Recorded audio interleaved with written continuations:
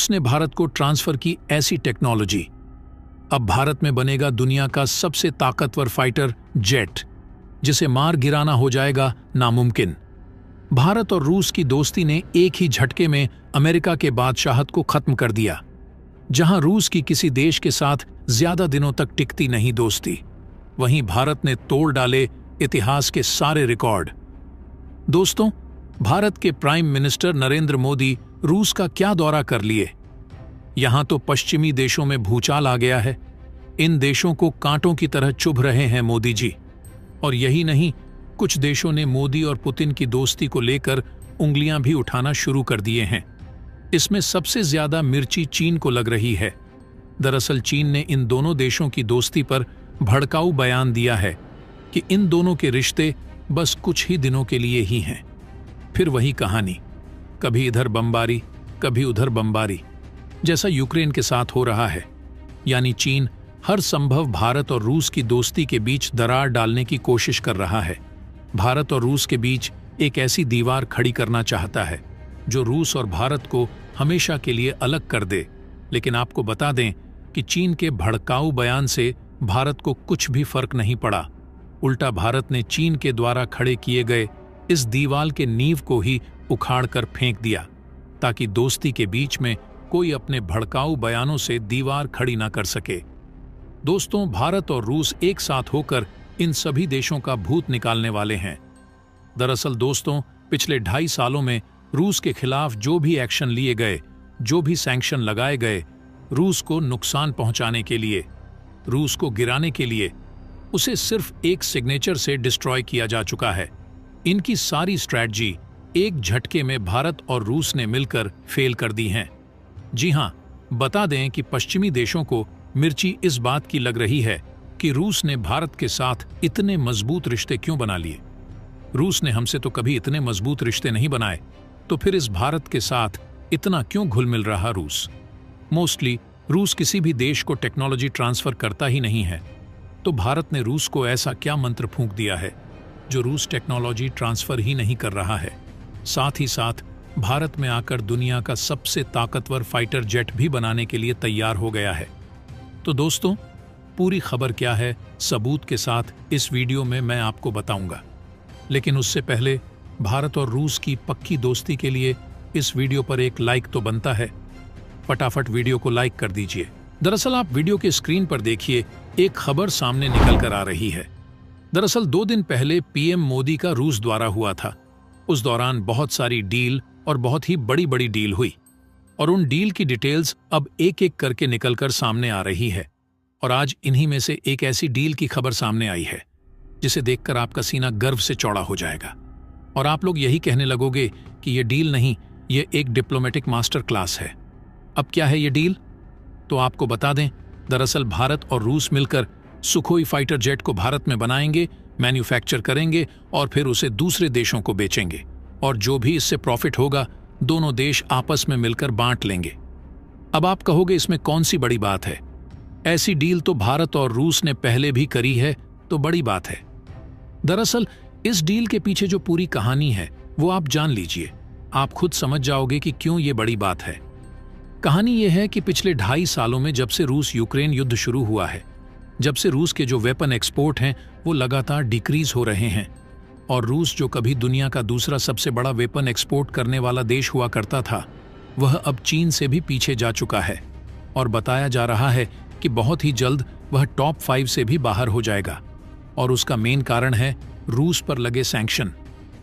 दरअसल रूस पर इतने सैंक्शन लगे हैं अमेरिका द्वारा कि अब कोई भी देश रूस से वेपन खरीदने की डील नहीं कर रहा है, जिससे कि उसके वेपन एक्सपोर्ट गिर रहे हैं, और इसका इफेक्ट पड़ रहा है रूस की पूरी वेपन इंडस्ट्री पर। क्योंकि चाहे रूस हो, अमेरिका हो या दुनिया का कोई भी देश, सबकी सेनाएं मजबूत बनाने का एक ही तरीका होता है। ये देश वेपन बनाते हैं, फिर उन्हें बेचते हैं। दूसरे देशों को उससे जो कमाई होती है उससे और डेंजरस वेपन बनाते हैं। रूस का भी यही फॉर्मूला था, वह वेपन बेचकर मुनाफा कमाता था और उससे फिर और खतरनाक वेपन बनाकर अपनी सेना को मजबूत बनाता था। लेकिन अब क्योंकि उसके पास ये मुनाफा नहीं आ रहा है, तो उसका नुकसान भी हो रहा है। और साथ ही यह भी ध्यान रखिए कि जब आप किसी देश को वेपन बेचते हैं तो उस देश के साथ आपके रिलेशनशिप भी मजबूत होते हैं। ऐसे में रूस के एसोसिएट देशों की संख्या भी घट रही है। इस चीज को लेकर पश्चिमी देश और खासकर कि अमेरिका अपनी खूब पीठ थपथपा रहे थे, क्योंकि उन्हें लग रहा था कि रूस, जो कि इतना बड़ा मार्केट में प्लेयर है वेपन बेचने का, हम उसे मार्केट से बाहर कर रहे हैं, जिससे कि रूस का नुकसान तो हो ही रहा है, रूस कमजोर भी हो रहा है। और साथ ही जो देश पहले रूस से वेपन खरीदते थे, अब वो हमसे वेपन खरीद रहे हैं। यानी कि एक तीर से तीन निशाना ये लोग लगा रहे थे।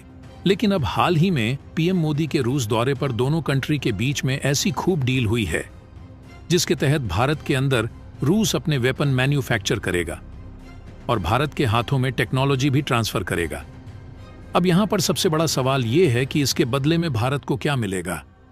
तो दोस्तों, आपको बता दें, जो वेपन बिका करेंगे उसका जो मुनाफा होगा उसमें भारत की हिस्सेदारी होगी।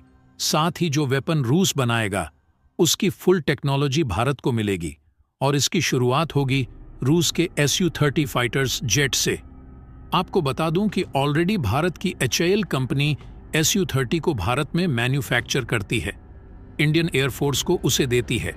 लेकिन रूस ने अभी हमें सिर्फ इंडियन एयरफोर्स के लिए सुखोई 30 को भारत में बनाने का लाइसेंस दिया था।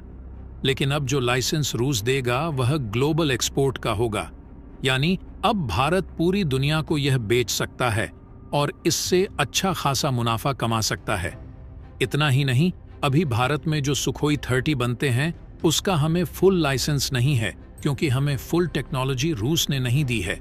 उसकी बहुत सारी स्पेयर पार्ट टेक्नोलॉजी रूस से हम इंपोर्ट करते हैं और फिर भारत में बन रही सुखोई में उसे लगाते हैं। लेकिन अब रूस वो 100% टेक्नोलॉजी भी भारत को देने को तैयार है, यानी कि भारत को टेक्नोलॉजी मिलेगी, भारत को मुनाफा मिलेगा और भारत के जो एक्सपोर्ट हैं वेपन्स के, वह नेक्स्ट लेवल पर पहुंच जाएंगे। लेकिन उससे भी बड़ी बात है, भारत इन वेपन एक्सपोर्ट से उन कंट्रीज को अपने पाले में ले आएगा जो अभी तक भारत से संपर्क में नहीं थे। यानी कि जब आप किसी देश को हथियार एक्सपोर्ट करते हैं, मान लीजिए हम इंडोनेशिया को सुखोई 30 बेच रहे हैं, इसके अलावा कुछ और बड़े वेपन हैं जो रूस भारत में बनाकर भारत से इंडोनेशिया को बिकवा रहा है, तो इससे भारत को फायदा ये तो होगा ही कि पैसा वगैरह हमें मिलेगा, हमारे एक्सपोर्ट बढ़ेंगे। उससे भी बड़ा फायदा ये होगा कि इंडोनेशिया आने वाले 30 से 40 सालों के लिए भारत पर डिपेंडेंट हो जाएगा, अगर उसे ये सुखोई चलाने हैं या बाकी के वेपन चलाने हैं। 30 से 40 सालों के लिए तो उसे भारत से स्पेयर पार्ट चाहिए होंगे, भारत से अलग प्रकार की सर्विसिंग, मेंटेनेंस की सर्विस चाहिए होगी। इसके लिए उसकी मजबूरी होगी कि वह भारत से अच्छे रिलेशनशिप बनाकर रखे। इसीलिए वेपन्स को एक ग्रेट टूल कहा जाता है डिप्लोमेसी का। वहीं इस डील से नुकसान हो रहा है पश्चिमी कंट्रीज का, लेकिन सबसे बड़ा नुकसान होगा चीन को, क्योंकि भारत से जब रूसी वेपन बनकर एक्सपोर्ट होंगे दुनिया में, तो जिन कंट्रीज को बेचा जाएगा वह भारत के पाले में आएंगे। इसके अलावा भारत के एक्सपोर्ट इतने बढ़ जाएंगे कि हम चीन को भी फेल कर देंगे और चीन की जो वेपन्स की डिप्लोमेसी है हम उसे भी तोड़ देंगे पूरी तरीके से। और भारत और रूस के जो रिलेशनशिप हैं वह चीन रूस रिलेशन से बहुत मजबूत हो जाएंगे।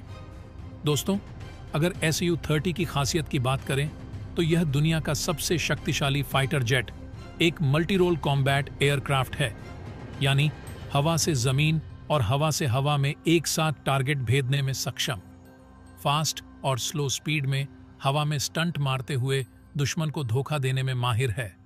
यह दुश्मन के फाइटर जेट, ड्रोन और हेलीकॉप्टर को तबाह कर सकता है। इस फाइटर जेट में एक साथ बम और मिसाइल दोनों लगा सकते हैं। ब्रह्मोस जैसी मिसाइलें में इसमें डिप्लॉय कर सकते हैं। तो दोस्तों, इसके बारे में आपका क्या कहना है, कमेंट बॉक्स में ज़रूर बताइएगा। तो दोस्तों, जय हिंद, जय भारत।